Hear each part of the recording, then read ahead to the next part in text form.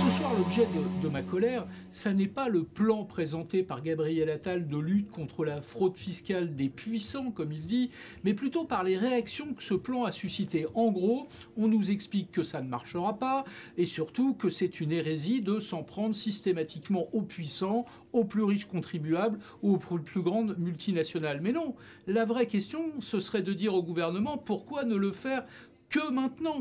Et pire, pourquoi ne faire rentrer ce plan en application qu'en 2025 ?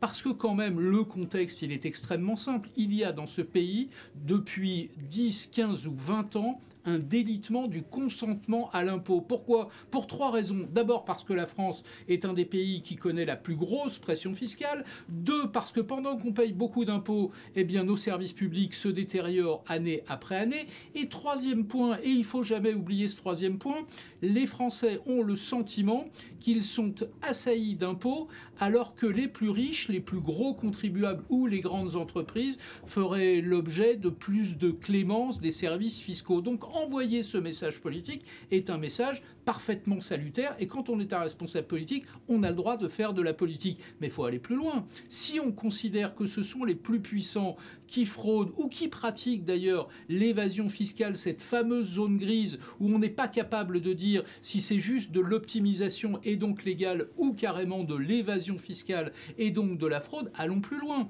Changeons la loi. Pratiquons ce qui se pratique par exemple aux États-Unis. Aux États-Unis, l'équivalent de Bercy s'appelle l'IRS. C'est un service qui est composé entre autres de 2800 agents qui disposent de pouvoirs d'enquête criminelle, qui peuvent aller traquer les fraudeurs. Pourquoi ? Parce qu'aux États-Unis, la fraude fiscale est considérée comme un délit lorsque c'est une petite fraude, mais comme un crime quand ce sont des gros fraudeurs, comme les trafiquants de drogue, comme ceux qui blanchissent de l'argent, du blanchiment de fraude fiscale en l'occurrence. Donnons à nos enquêteurs du fisc, à nos contrôleurs, des pouvoirs d'enquête criminelle et permettons-leur d'aller au bout de leurs enquêtes qui souvent sont extrêmement compliquées. Autrement dit, traquer les fraudeurs du fisc, notamment les plus puissants, très bien pour le message politique, mais on peut aussi changer la loi pour permettre à ces enquêteurs d'aller au bout de leurs enquêtes, ce qui malheureusement est rarement le cas.